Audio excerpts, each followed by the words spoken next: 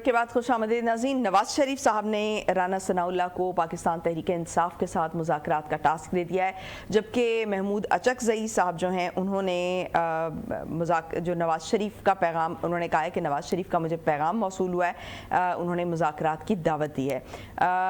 Grand alliance की तरफ शायद जाने की एक कोशिश की जा रही है।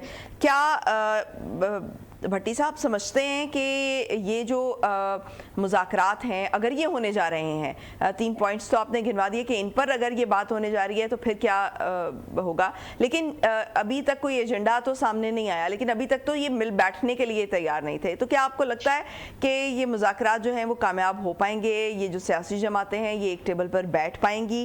क्या जो है वो तहरीक इंसाफ इसको वेलकम करेगी? अगर नहीं करेगी तो इसका क्या कोई सियासी नुकसान हो सकता है तहरीक इंसाफ को? अभी चंद लम्हे पहले मेरी एक सीनियर रहनुमा से बात हुई है PMLN के, और उस्मा टू बी वेरी ऑनेस्ट मुझे बिल्कुल यकीन नहीं है। पहले भी डॉक्टर साहब ने भी शायद पिछले प्रोग्राम में मुझसे ये बात की थी, और मैंने वसूख से ये बात कही थी on the basis of my information and connections कि ये डायलॉग नहीं होगा। और नवाज शरीफ इस वक्त जिस आइसोलेशन में पड़े हुए हैं बेचारे, जिस हादसे से वो 2-4 हुए हैं और उसके बाद वो अधमुए हुए हैं और परेशान हैं, उसके बाद उनके अपने अंदर मैं अब सच्ची कहूंगा कि पॉलिटिकल कोई जवाब नहीं रह गया, सियासी जवाब नहीं रह गया कि वो अपनी एंट्री डालने का कोई रास्ता तलाश करे। अभी मेरी जिस सीनियर रहनुमा से बात हुई उसने कहा कि नवाज शरीफ ने कोई टास्क नहीं दिया है डायलॉग के लिए, खासतौर पर इमरान खान के साथ बात की। मुझे बताइए, एक तरफ ये खबर चलवाते हैं कि जी हम डायलॉग के लिए तैयार हैं, हम डायलॉग करने जा रहे हैं, और दूसरी तरफ आप एट द सेम टाइम ये कहें कि नहीं जी हम तो ये डायलॉग जो है वो नहीं करेंगे, हमारा कोई इरादा नहीं है डायलॉग करने का, और मियां साहब नहीं चाहते डायलॉग हो। क्योंकि देखें, एक बड़ी वाज़ेह पोजीशन है, हमें पॉलिटिकल ये अंडरस्टैंडिंग रखनी पड़ेगी इस बात की कि हमारे मुल्क के अंदर वो लोग जो कि सियासत को समझते हैं वो ये कुलिया निकाल चुके हैं कि PMLN क्या चाहती है, पीपल्स पार्टी क्या चाहती है और PTI क्या चाहती है। तीनों का मकसद, और बाकी छोटे छोटे ग्रुप्स कह लें, मैं उनको फुलझड़ियां कहता हूं, वो MKM हो जाए, वो अचकज़ई जैसे लोग हो जाएं, वो मौलवी फजल रहमान हो जाए, वो बाकी कैरेक्टर्स हो जाएं, इन सब का जो है ना एक किरदार है कि वो सपोर्टिव नहीं होते, हमनवा होते हैं कवाल के साथ। ये सारे हमनवा हैं, जैसे ही देखेंगे कि जी फलाना हिट हो रहा है उसके साथ जाके खड़े हो जाएंगे। आप देख लें, ये सब कुछ सिनेरियो हमारे सामने। अभी दिलचस्प बात ये है कि नवाज शरीफ साहब तो अपना जाने का रास्ता तलाश कर रहे हैं कि वो इस गड़मत से कैसे निकले जिसमें वो फंस गए। वो डायलॉग किस बात का करेंगे, वो किसको कहेंगे कि डायलॉग करो। अच्छा, फिर इमरान खान जेल में बैठा हुआ है, जेल में डाला हुआ है, उससे क्या मुज़ाकरात होंगे? और वो तो कह चुका है कि जी मैं उनसे बात करूंगा जो मैटर करते हैं, जिन्होंने फैसला साजी करनी है। तो फैसला साजी करने वालों ने अभी फैसला नहीं किया है, उन्होंने अपने तमाम हरबे वैसे आजमा लिए हैं, उन्होंने हर तरीका इस्तेमाल कर लिया है।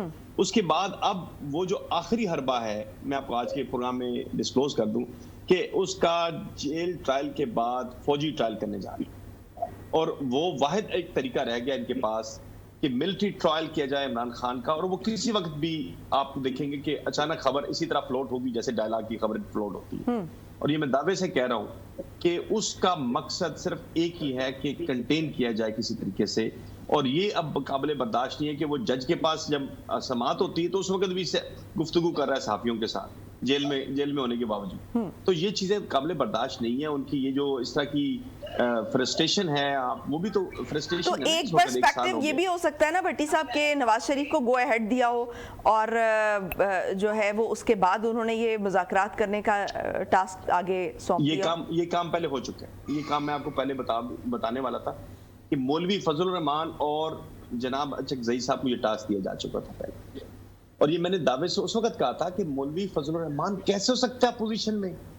यानी आप जरा सोचे इस बात को, और आपको खौफ आएगा, अल्लाह का खौफ आएगा कि आप ये कितनी बड़ी गुस्ताखाना सोच रखते हैं कि यार मौलाना साहब जो है वो सियासत में रहें और इक़्तिदार से बाहर। खुदा का खौफ करें यार, अल्लाह से माफी मांगे। पूरी कौम को नवाफिल पढ़ने चाहिए माफी के, क्योंकि मौलाना साहब को कहा गया कि भाई अब हुकूमत में तो आप चलो नहीं, अभी आप जरा रुके, लेकिन अपोजिशन को संभालना है आपने। वो बंदा आपने अंदर डाल दिया है बिहाइंड द बार्स। अब अपनी सियासत ऐसी चमकानी है कि अपोजिशन को आपने हाईजैक कर लिया। मौलवी ने पूरी कोशिश की। आप देखें दोनों की माफिया तलाफियां हुई कि वो जो डीजल वाला मामला है वो भी सियासी था, और यहूदी एजेंट जो है वो भी सियासी बातें थी। تو جب یہ سارا آپس میں طے ہو گیا تو دونوں کو سمجھ آئی کہ نہیں یار یہ تو کام خراب ہو جائے گا, کے پی کے میں تو بندر بانٹ شروع ہو جائے گی. پنڈی نے سمارٹ پلے کیا اور مولوی کو کہا کہ رخ بدل لیں اپنا. وہ ایوان صدر پہنچ گئے, پرائم منسٹر ہاؤس پہنچ گئے. اچھا اب مسئلہ یہ ہے کہ جو مولوی کی مولانا صاحب کی ڈیمانڈ ہوتی ہے نا, وہ کوئی پوری نہیں کر سکتا آسانی کے ساتھ. مجھے اچھی طرح یاد ہے, میں پہلے بھی اکثر مختلف پروگرامز میں کہتا ہوں کہ میں فٹنس. جی ایسا کیا مانگ لیا ہے مولانا صاحب نے؟ اچھا میں بتاتا ہوں. فاٹا ریجن کے حوالے سے بات چیت ہو رہی تھی 2016 کی بات, اور کمیٹی بنائی نواز شریف صاحب نے سرتاج عزیز کی سربراہی میں کہ جو کہ کے پی کے کو ایک الگ صوبہ, سوری اس میں فاٹا کو ضم کرے گی کے پی کے ساتھ. آپ یقین کریں کہ مولوی ناراض ہو کے ڈیر اسماعیل خان جا کے فون بند کر کے سو گیا. یار آپ سوچیں کہ داماد کو بھیجا اپنے, وہ جو فواد اس بات کا وٹنس ہے, ہمارے دوست ہیں, وہ گئے اس وقت P S to prime minister تھے. پھر ایک اور صاحب کوئی آئی ایس آئی کے تھے, ان کو بھیجا. مولوی آخر کار اسے فون آن کر دیا. اس نے کہا جی میری نواز شریف سے بات کرو. بھائی مجھے علیحدہ صوبہ چاہیے فاٹا کا, مجھے کے پی کے ساتھ ضم نہیں ہونا. میری کانسٹیچوئنسی ہے, وہ میرے مدارس ہیں, اربوں روپے آتے ہیں. آپ کیا ظلم مجھ پہ کرنے لگے؟ لیکن اس وقت جنہوں نے فیصلہ سازوں نے یہ فیصلہ کرنا تھا, انہوں نے فیصلہ کر لیا. انہوں نے کہا نہیں یہ کے پی کے ساتھ ہے, لیکن تمہیں حصہ بقدر جسہ ملے گا. اور آپ نے الیکشن میں دیکھا 2018 کے الیکشن میں کہ میاں مولانا صاحب کی پوری فیملی الیکٹ ہو کے آگئی اسمبلیوں کے اندر. ان کے اپنے سینیٹرز, ان کے اپنے ایم ایل ایز, ماشاءاللہ ایک بہار آئی ہوئی تھی. اور مولانا صاحب منسٹر کالونی کے علاوہ کہیں نہیں رہتے, یہ بھی آپ کو پتہ ہونا چاہیے. اور اس دور میں جب پرویز مشرف کا دور تھا, میں یاد ہے, اس وقت بھی منسٹر کالونی میں رہتے تھے. تو میں یہ کہتا ہوں کہ یہ کہ جو عمران خان کی سپیس کیری کرنے کے لیے ٹاسک دیا گیا تھا اپوزیشن کو سنبھالنے کے لیے, وہ مولوی صاحب اور اچکزئی کر چکے ہیں. لیکن اب ایسا نہیں ہو سکتا ہے, اب بڑا مشکل ہوگا. لیکن کیا یہ سپیس جو ہے وہ آکیپائی کر پائیں گے؟ سوال تو یہ ہے. نہیں ہوا نا ان سے, نہیں ہوا نا. تبھی تو حکومت میں اب آنے کے لیے انہوں نے پرتولے. مولانا کو بھیجا گیا پریزیڈنسی, مولانا کو بھیجا گیا prime minister house, prime minister کو بھیجا گیا ان کی طرف. تو آپس میں یہ طے ہوا کہ بھائی ہم سے اپوزیشن کو ہم نے صرف وہ ٹائٹ ہی کرنا ہے, اس کو اس کی ناک موم کی طرح جو ہے اس کو لپیٹنا ہے, لیکن ہم نے اس کے ساتھ کوئی ڈائلاگ نہیں کرنا ہے. مجھے بتائیے ڈائلاگ کے بھی میں نے آپ سے بڑی وضاحت سے بتایا کہ کیا ایشو ہوگا جس پہ آپ ڈائلاگ کریں گے, کیا ہوا ہے ایسا. میاں صاحب تو 8 تاریخ کو لندن جا رہے ہیں, تو یہ کیا پیغام مل کر مذاکرات کریں گے؟ کس سے کرنے ہیں مذاکرات؟ میں تو آپ سے بھی شروع میں جب بھی محترمہ نے مجھ سے سوال کیا تو میں تو شروع میں ڈاکٹر صاحب کہہ دیا کہ بھائی جان یہ تو سوچے ڈائلاگ کس چیز کا, کس سے ڈائلاگ, کون ڈائلاگ, کس ٹاپک پہ ڈائلاگ. بہت سخت تبصرہ کیا ہے بھٹی صاحب, مولانا پہ آپ نے بڑا سخت تبصرہ کیا ہے. ان کے ساتھ جو زیادتی ہوئی ہے, جو ان کے ساتھ ناانصافی ہوئی ہے, اس کو آپ مدنظر رکھتے ہیں. میں تو امریکہ بیٹھ کے توبہ کر رہا ہوں بھائی جان, آپ بھی کر رہے ہیں توبہ. اچھا ڈاکٹر صاحب, یہ جو رانا ثناءاللہ کی نومینیشن ہے اس ایک اسپیسیفک ٹاسک کے لیے, اگرچہ کہ ہم یہ دیکھتے ہیں کہ تحریک انصاف کے لیے ان کی بڑی کلیئر پوزیشن ہے اور بڑی سخت قسم کی پوزیشن رہی ہے, تو کیا یہ نومینیشن آپ موزوں سمجھتے ہیں اس ٹاسک کے لیے؟ میں اس کو ناموزوں سمجھتا ہوں. اس کی وجہ یہ ہے کہ دیکھیں میاں صاحب انہی کی پارٹی کی گورنمنٹ ہے, وہ صدر ہیں پارٹی کے, اور تو اگر اس وقت گورنمنٹ چل رہی ہے پنجاب میں, ان کی صاحبزادی وزیر اعلیٰ ہیں اور بھائی وزیر اعظم ہیں, انہی کی پارٹی کی گورنمنٹ چل رہی ہے. انہیں اب میرا خیال ہے کہ اگر جیسے یہ سوچا جاتا ہے رانا ثناءاللہ صاحب جو ود ان دا پارٹی ان کے رائٹ ہینڈ ہیں میاں صاحب کے, اب وہ اپنے قبیلے کو آگے لا رہے ہیں پارٹی کے. میرا خیال ہے میاں صاحب کو یہ نہیں کرنا چاہیے, انہیں اپنی گورنمنٹ کو ہی اسٹیبل رکھنا چاہیے. اپنی پارٹی کے اندر سے ایک نیا, یعنی محمود اچکزئی صاحب, وہ بھی ہم جانتے ہیں میاں صاحب کے بہت قریب ہیں, اور رانا ثناءاللہ صاحب بھی بہت قریب ہیں. اب وہ ان کو لا رہے ہیں مذاکرات کے لیے, کس کے پاس بھیج رہے ہیں ہمیں تو یہ نہیں پتا چل رہا. खान साहब ने तो साफ कहा है कि जी हम तो सिर्फ इस्टेब्लिशमेंट से मुज़ाकरात करेंगे, तो ये तो रेलेवेंट ही नहीं है। लेकिन अब कहीं ना कहीं नवाज शरीफ साहब ये भी तो समझ रहे हैं कि उनके पास कोई नैरेटिव नहीं है अवाम को अपनी तरफ अट्रैक्ट करने का। बोर्डम भी एक चीज है, इंसान बोरियत में भी कुछ बातें कर देता है बैठा बैठा, मतलब जस्ट टू किल बोर्डम। उन्होंने कहा जी जाए आप हमारे, मतलब यार मैंने आपसे कहा था कि थोड़ी सी कोई इलायचियां भिजवा दें उनको, कोई कहवा शवा भिजवा दें, आप वो भी नहीं सुनते डॉक्टर साहब, आपके दोस्त हैं हालांकि करते हैं। ये इलायची खाने को गैर आईनी इकदाम है, मतलब वो खाते हैं इलायची खाने दे उन्हें। आईन में लिखा हुआ है कि इलायची नहीं खाई जा सकती। नहीं, लंदन में खाई जा सकती है, पाकिस्तान में नहीं खाई जा सकती, इतना तो कर लें।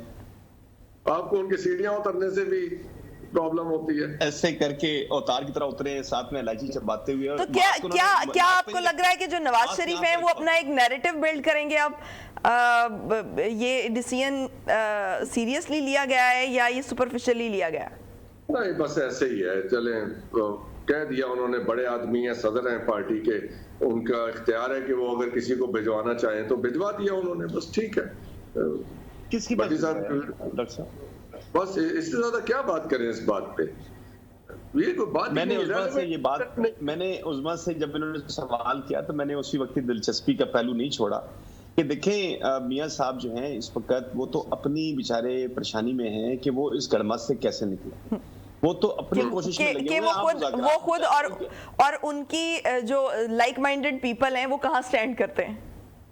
क्योंकि लाइक माइंडेड, देखें लाइक एक उर्दू वाला होता है, एक अंग्रेजी वाला होता है।